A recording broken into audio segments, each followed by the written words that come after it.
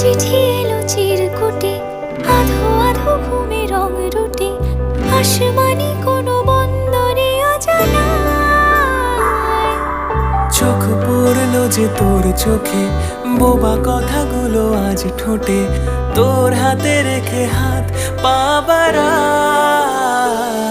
ঠিক এভাবে গল্প হোক, তোর দু চোখে রেখে চোখ। ঠিক এভাবে গল্প হোক, তোর দু চোখে রেখে চোখ।